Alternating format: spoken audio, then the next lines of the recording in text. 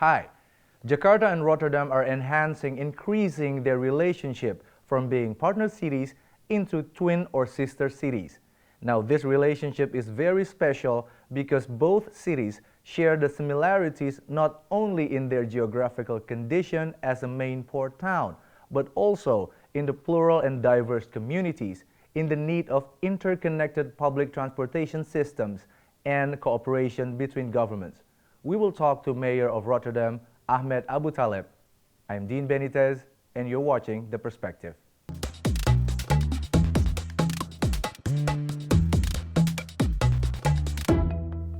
Mayor Ahmed Aboutaleb, welcome to Jakarta. I hope you enjoy your visit and your stay here. Have you tried any local delicacies during the Ramadan iftar, by any chance? Oh yeah, I did because normally during traveling in the Ramadan, a Muslim has also the possibility not to fast. But I decided to continue fasting in Jakarta. Why? Because this is for me the first time, I think in 40 years, that I have a chance to participate in the Ramadan in a Muslim country. All the other years I spent my time in Europe or somewhere else in the world, but not in a Muslim country. So I had the honor to participate here, and the what I call the cold kind of soup with some green stuff in it. I don't know the name, but that's also a delicious thing to start with. And I have seen a lot of people yesterday, for instance, started with taking water. In the tradition that I have, which is the Moroccan tradition, is that we always start with soup, the harira. Harira, that is a type of soup that may also replace a meal. It's just really very rich type of soup. The Indonesian is cold and the Moroccan is hot. Okay. So, but the common thing is dates. Dates. You ate dates and we ate dates. That's all. Really sweet dates. Really sweet, yes. Yeah. Now, could you also share with us about your visit agenda and the bilateral talk, if we may call it bilateral, with Acting Governor Jarod Saiful Hidayat, Mayor? Yeah. Well, the reason to come here is to accompany the Rotterdam Philharmonic Orchestra. They had a wonderful performance yesterday in Jakarta. I was a bit worried whether we will have enough public because this is a very Western style of classic music. And then in the Ramadan, should we have enough appearance? But I was really happy to see that a lot of people came to the performance yesterday. And alongside this visit with the Rotterdam Orchestra, I had a meeting with your Minister of Transport and also with Mr. Jarod, the acting governor of Jakarta, and we signed also a continuation of the existing memorandum of understanding between Jakarta and the city of Rotterdam for another 2 years. Wow.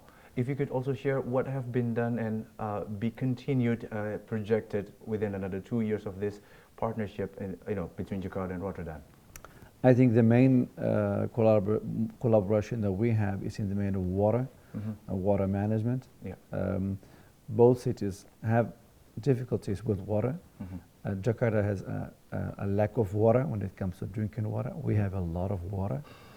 On the other hand, the city of Jakarta suffers from flooding once, 2 times a year sometimes. We don't have flooding, but we have also a lot of rainwater. And the issue is how to deal with that. Are our solutions similar to the solutions that you may have in Jakarta? For instance, in downtown Rotterdam, we store water. Where there's a lot of rainwater, we store it under garages and then wait until the river level is going down and then pump the water into the river. Is that a solution you may also consider here in Jakarta? And the Jakarta water is also has also to do with pollution. There's also a lot of pollution, although the rivers are cleaned nowadays better than it used to be in the past, but nevertheless there is still pollution. And the authorities here also involved in enlarging the port of Jakarta. Having a good port with good logistics is vital for the city of Jakarta, but it's also vital for Indonesia itself. There are ideas about how to do that, and the Dutch government is also supporting making a feasibility study to enlarge the port of Jakarta. And Rotterdam is the largest port in the Western Hemisphere, so there is a lot of technical knowledge available. And for the national level, we had a talk with your Minister of Transport concerning the possible construction of the port in Medan. There is a connection between the Port of Rotterdam and your national government. The idea is that the Port of Rotterdam will be involved in the management of such a project, using the knowledge that the city of Rotterdam and the port has through the years to the benefit of the people of Jakarta. How could Rotterdam inspire, if not also transfer technology and knowledge in utilizing smaller ports into channeling the distribution of goods and materials? I think that was a very also interesting effort and strategy. This is what we call the age of sharing. The existing knowledge in Rotterdam, in the port, we are happy to share with everyone in the world, so also with our sister city, Jakarta. I learned that your government was starting counting the islands, how many islands you have. But it's fascinating, 17,000 or 16,000. Yeah. And how to make the cost of living in Jakarta not necessarily better than the cost of living in Papua. Right.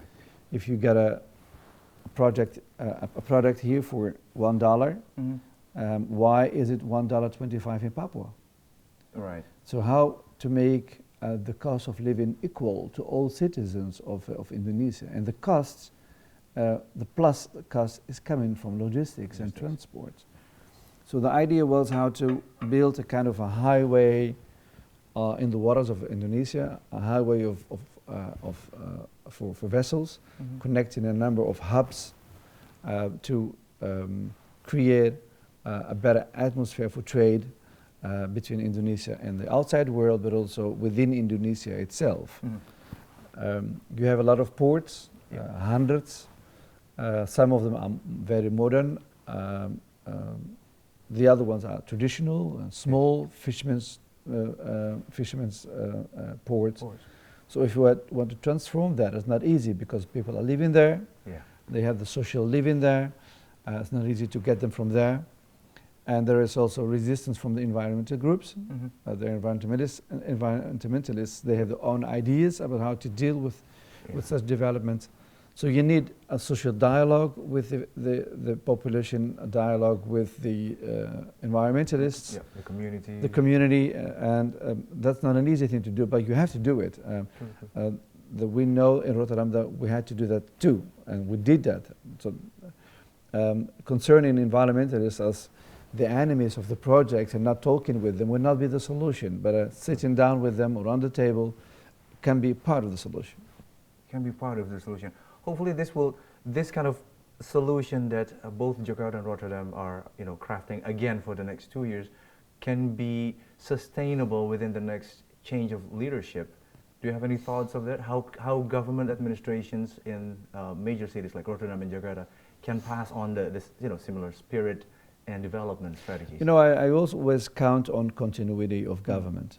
There is always, after an election, a need to do things different. That's fine. It's in the US, that's in Jakarta, that's in Rotterdam. But at the end, you will see there is also a continuity of policy. Right. Major things will continue. Solutions for traffic, doesn't matter who is the leader of Jakarta, you have to find solutions. Solutions for pollution, who is the leader, it doesn't matter, you have to find that solution.